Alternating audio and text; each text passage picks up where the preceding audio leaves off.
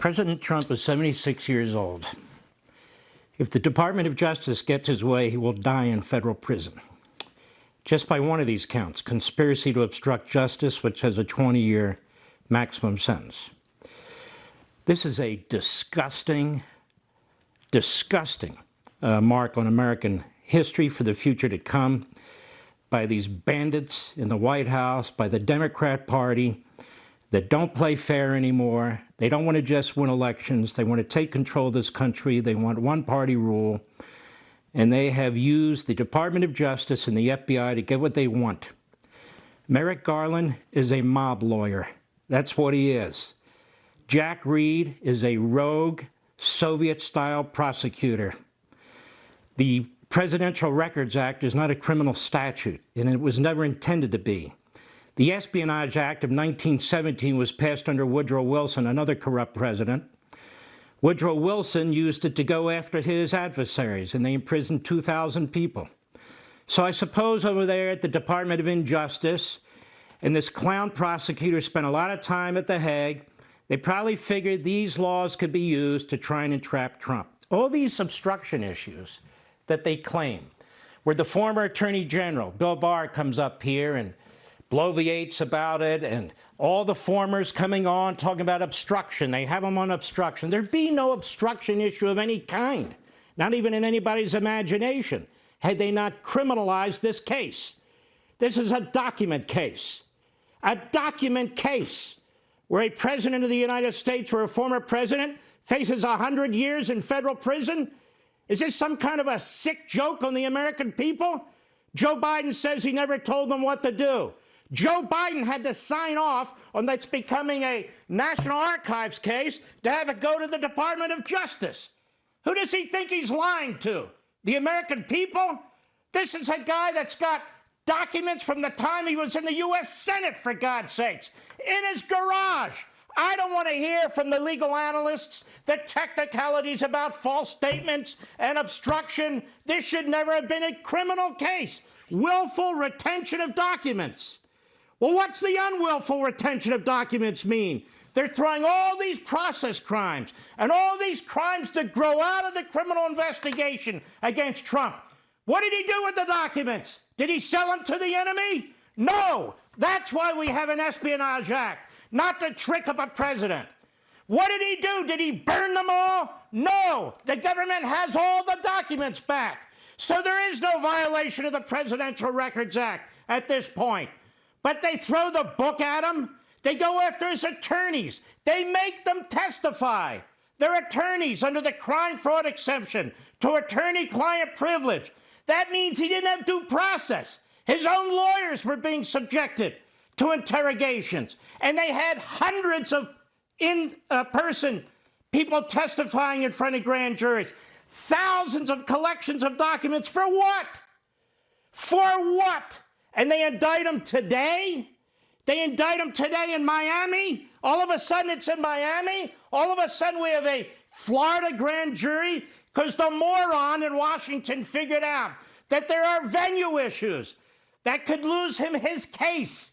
This guy, this prosecutor, he lost 8-0 in the U.S. Supreme Court when they overturned the conviction of the former governor of Virginia because this jerk took a statute and expanded it.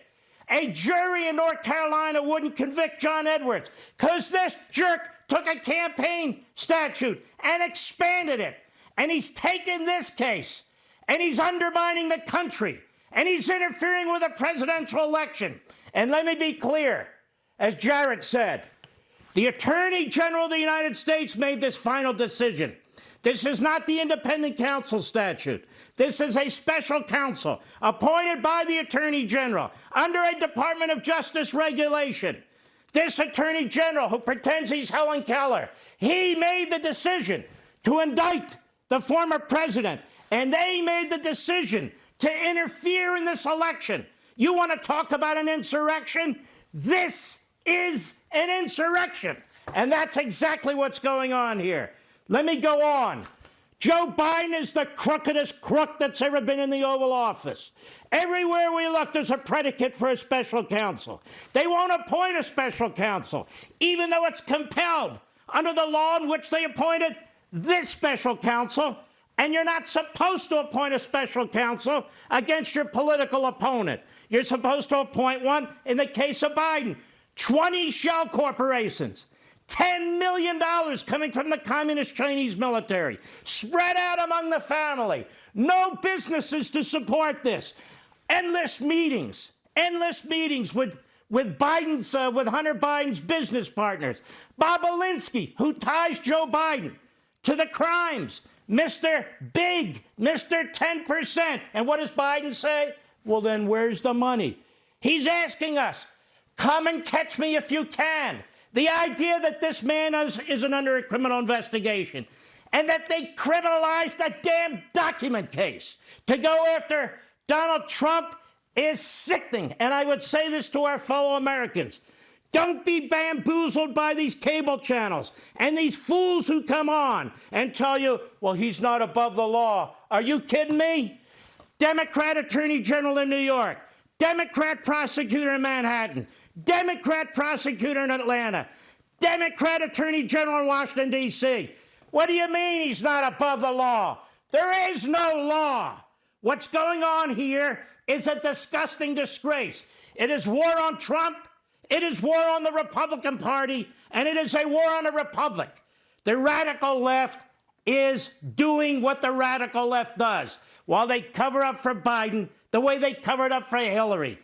If Donald Trump is to be charged like this, Hillary Clinton should have been charged with 10,000 counts of obstruction because that's how many emails she destroyed, and 5 counts of destroying cell phones because that's how many cell phones they destroyed. I'm done, and I'm sick of it. What you said, Mark, many years ago you said to me, and you said in one of your books, we're in a post-constitutional America. And what you're describing here, when you said they are the ones that are that are abusing the power, that they've criminalized political differences, that they've weaponized the Justice Department. That's what you're saying. They love the term insurrection, and you're saying that's them. They're not abiding by the law. They're not abiding by the principle of equal justice or equal application of our laws. Am I hearing you right? You're hearing me right, and let me say this. Today, what is today's date? June 8th? June 8th is the day of insurrection, not January 6th. A weaponized U.S. attorney, a weaponized Attorney General of the United States have unleashed the full force of the United States government against a former president, the leading Republican nominee to take on the existing president. We have never seen anything like this in the United States. We saw it under Stalin. We've seen it in other autocracies, Marxist regimes, fascist regimes, the third world. But they have taken the United States of America and they have dragged us into a hellhole. This is embarrassing. It's humiliating. And I'm going to tell you something. There are tens of millions of us. You have crossed the Rubicon twice, which has never been done. And we will never forgive you. Never, ever. And that's the bottom line. I'm done. Want to see more Mark Levin? Go to levintv.com and subscribe now.